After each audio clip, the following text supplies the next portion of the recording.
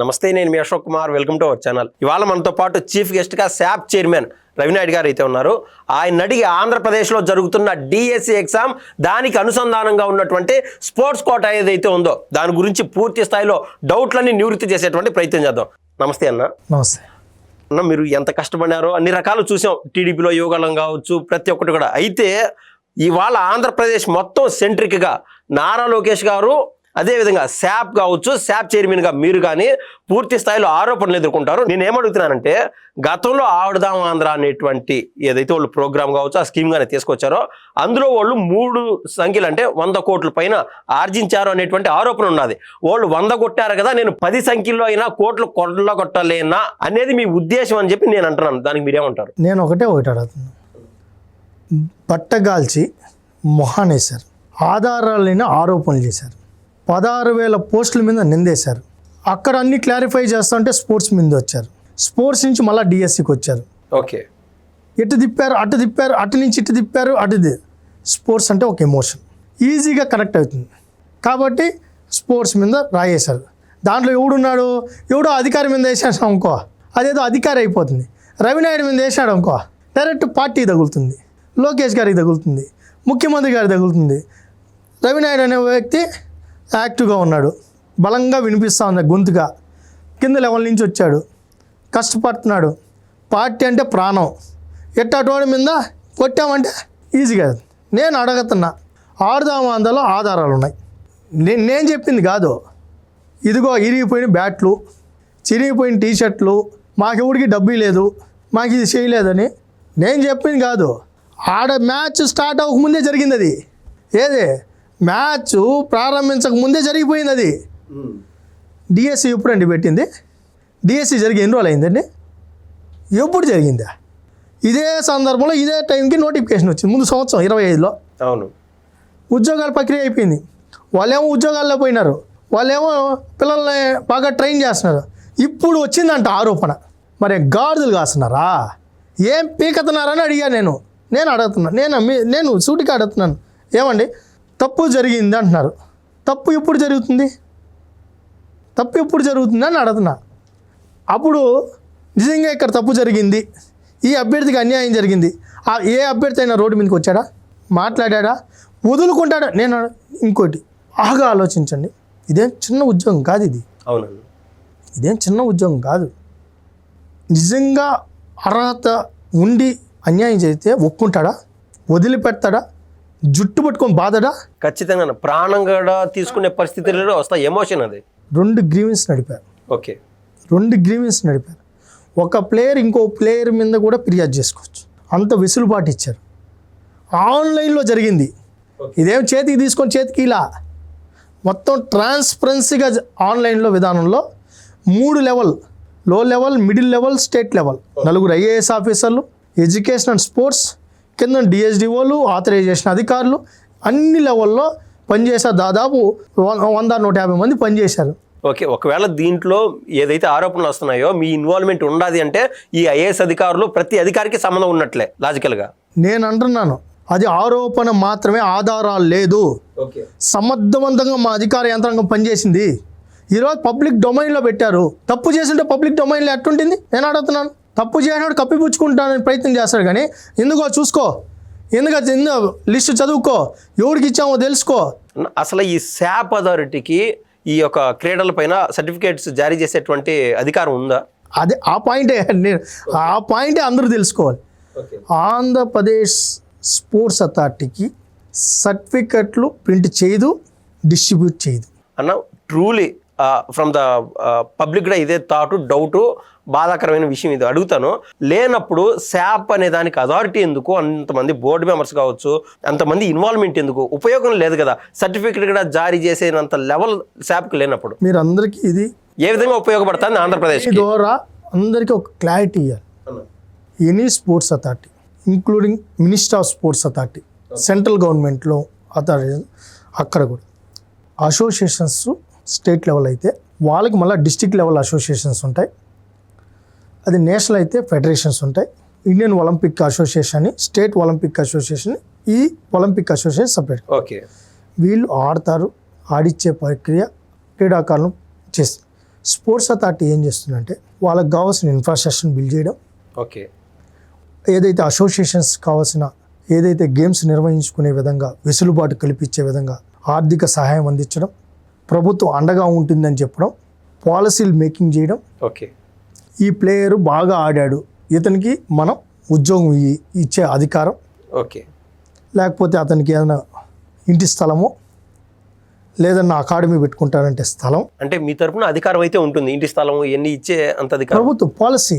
ఒలింపిక్స్లో just example, ఒలింపిక్స్లో కానీ మెడలిస్ట్ అయితే 7 కోట్ల రూపాయలు ఇన్సెంటివ్స్ మనం ఇస్తామని చెప్పి. ఓకే కానీ ఆంధ్రప్రదేశ్ స్పోర్ట్స్ అథారిటీ నుంచి ఆ ప్లేయర్ని ఒలింపిక్స్ మనం పంపించేదానికి లేదు. ఆ లిస్ట్ పంపించేది Olympics associations. Okay participation list ఇవ్వాలంటే కూడా వాళ్ళే ఇవ్వాలి. ఇక్కడున్న టాలెంట్ వాళ్ళకి ఎలా తెలుస్తుంది? వాళ్ళే కదా ఆడిచ్చేది. ఇప్పుడు యూనివర్సిటీ లెవెల్లో అయితే యూనివర్సిటీస్ సర్టిఫికెట్ ఇష్యూ చేస్తాయి. అసోసియేషన్ స్టేట్ లెవెల్లో వాళ్ళు రికగ్నైజ్ చేసి బాగా ఆడేవాళ్ళు టీంని బిల్డ్ చేస్తారు. వాళ్ళు ఫెడరేషన్ మీట్స్కి పంపిస్తారు. గవర్నమెంట్ ఆఫ్ ఇండియా డైరెక్ట్గా ఏదైతే ఉందో దానికి సంబంధించి మేము కూడా రిక్వెస్టే. ఇప్పుడు మీకు ఒక బాగా అర్థమయ్యేలాగా చెప్తాను. ఏదైతే నేషనల్ గేమ్స్ ఉన్నాయి, నేషనల్ గేమ్స్కి బిడ్ వేసే అధికారం కూడా స్పోర్ట్స్ అథారిటీకి లేదు. ఓకే ఒలింపిక్ అసోసియేషన్ ద్వారానే బిడ్ వేయాలి. మేము డబ్బు మాదే, బిడ్ వాళ్ళ ద్వారా వేయాలి. ఓకే అంటే మీకు అర్థమైంది కదా. ఇవి స్వయం ప్రతిపత్త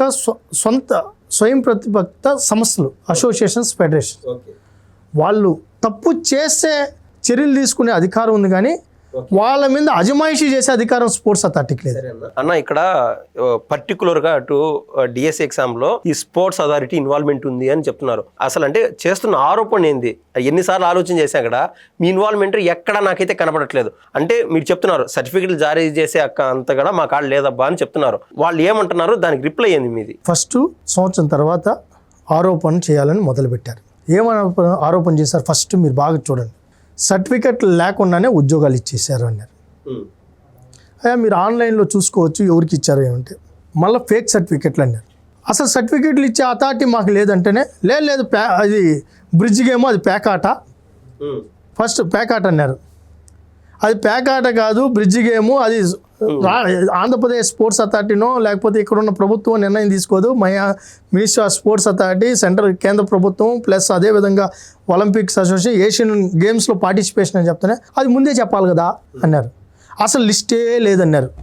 ఓకే లిస్ట్ ఉంది చూడండి అంటే లేదు యోగల వాళ్ళ కోసం తీసుకొని వచ్చారు. డైరెక్ట్ ఎగ్జామ్ తీసుకొని వితౌట్ ఎగ్జామ్తో ఉద్యోగాలు ఇచ్చారు. అసలు ఎవడున్నారు యోగల వాళ్ళు ఒకడన్నా చెప్పండి. ప్లేయర్స్ అందరూ ఇదిగో అని చెప్పి మీరు వెరిఫై చేయండి అంటే అవన్నీ ముందే చెప్పాలి కదా అంటారు. అంతిమంగా ఏమంటారు? అమ్మేసినారు అంటారు. అమ్మినోడు ఎవడు రా అంటే మళ్ళీ చెప్పరు, కొన్నోడు ఎవడు రా అంటే చెప్పరు. మీకు ఇంకోటి చెప్పాలి. మా కోటా కింద స్పోర్ట్స్ అథారిటీ కోటా కింద 421 పోస్టులు. 421 పోస్టుల్లో ఫిలప్ చేసింది 382. క్వాలిఫికేషన్ లేక కొన్ని ఆడ క్రైటీరియా ఏదైతే ఉందో దాన్ని ఫాలో అవ్వని వాళ్ళకి ఎలిజిబిలిటీ లేకపోవడంతో అన్ని ఉద్యోగాలు కూడా ఇవ్వలేకపోయింది. అంటే అవి ఇంకా ఖాళీగానే ఉన్నాయి సంఖ్య. హారిజంటల్ రిజర్వేషన్ మీన్స్ ఎప్పుడైతే ఏ నోటిఫికేషన్ ఉందో ఆ నోటిఫికేషన్తో అది మొత్తం రద్దు అయిపోతుంది. ప్రక్రియ అంతే. ఇది సిస్టమ్. అది ఆ హారిజంటల్ రిజర్వేషన్ తీసుకొని వచ్చింది మేం కాదు, ఆయనే జగన్మోహన్ రెడ్డి. అది కూడా ఆయన తెలియకుండా దాన్ని కూడా మాట్లాడుతున్నారు. ఎలా తీసుకొని వస్తారు మీరు అనేసి. రెండోది ఏంటంటే జీవో తీసుకొని వచ్చామంట, నియామకం చేసేసినామంట, జీవో మూసేసినామంట. వాళ్ళే ఆడుతున్నారు. అసలు ఎగ్జామ్ లేకుండా క్రీడాకారులకు ఉద్యోగం ఎట్టిస్తారని చెప్పి క్రీడాకారులను అవమానపరిచిందే వాళ్ళు. ఇప్పుడు మళ్ళీ ఎట తెచ్చారు, ఎట పడుతున్నారంట. ఏంది ఇదంతా నాకు అర్థం కాల. అన్న ఇన్ జనరల్ పబ్లిక్ అంటే ఆ చెట్టు కాడనో ఏ పుట్ట కాడనో విన్నటువంటి మాట 6-7 నెలల ముందు 8 నెలల ముందు నేను విన్నాను. ఎక్కడో ఏ దశలోనో ఇప్పుడున్న శాప్ చైర్మన్, గతంలో ఉన్న శాప్ చైర్మన్ కొమ్మక్క అయిపోయినారు. అప్పుడు జరిగిన అవినీతి బయటకైతే రాదు. ఇంకా దానికి ఇదంతా నామకే వస్తే పేపర్లో వేసుకోవడం ఇవన్నీ వారానికి మర్చిపోతున్నారు. ఆజిటీస్ అదే జరుగుతుంది. అసలు వాళ్ళు చేసిన తప్పు అని మీరు ఎందుకు ఆరోపణ చేయాల్సి వచ్చింది? చేసిన ఆరోపణలు మీరు ప్రభుత్వంలో ఉండగా ఎందుకు రుజువు చేసుకోలేకున్నారు? మేము అధికారంలోకి వస్తానే మేము ఆరోపణలు చేయాల, ఆధారాలతో కూడుకున్న ఆరోపణలు. వీళ్ళలాగా ఫేక్ ఆరోపణలు కాదు. నేను అంటాను అదేనా, మీరు మీ వాయిస్ లోగా ఉంది, వాళ్ళ వాయిస్ స్ట్రాంగ్ ఉంది. సో మీకు ఎంత అరిసినా బయటికి రాదు మీ వాయిస్. నేను ఇది వస్తున్నానని చెప్పి నా గొంతు మూసేదానికి ఇది తెచ్చారు. నేను గట్టిగా దీని మీద పట్టుకొని కూర్చోన్నా. ఆడదాం ఆంధ్ర విచారణ పూర్తి చేసాము, విజిలెన్స్ విచారణ పూర్తి అయింది, ఎఫ్ఐఆర్ కట్టమని గట్టిగా కూర్చున్నా. ఓకే, ఆ గట్టిగా కూర్చున్న దానికే సాక్షి జగన్మోహన్ రెడ్డి అని బ్యాచ్ ఏదైతే ఆ చెత్త పత్రిక ఏదైతే ఉందో, గొడ్డల పత్రిక ఏదైతే ఉందో, ఆ గొడ్డల పత్రిక నా మీద గొడ్డలేసింది. సో ఆ డిఎస్సి కాదు, ఈ స్పోర్ట్స్ అథారిటీ దీంతో సంబంధం లేదు. ఆడదాం ఆంధ్రాది ఎప్పుడైతే తెర మీదకి వచ్చిందో, ఎప్పుడైతే గ్రామ సచివాలయాల పోస్టులు ఫేక్ సర్టిఫికెట్లతో అసలు సర్టిఫికెట్లే లేకుండా ఉద్యోగాలు ఇచ్చేయనారని చెప్పి ఎంక్వైరీకి నేను ఎప్పుడు ముందు పోతున్నానో తెర మీదకి ఇది తెచ్చాను. ఇది అసలు మొదలు.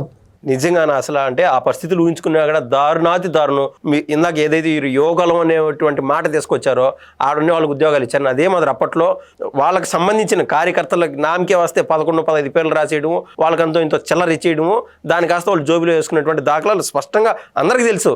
మీరు అవసరమైంది మీరు కాంప్రమైజ్ అయితే యు ఆర్ సేఫ్, లేదంటే మీ బాధ నెక్స్ట్ ఒక నెల పాటు సాగుతుందని నేనైతే భావిస్తున్నా. No compromise.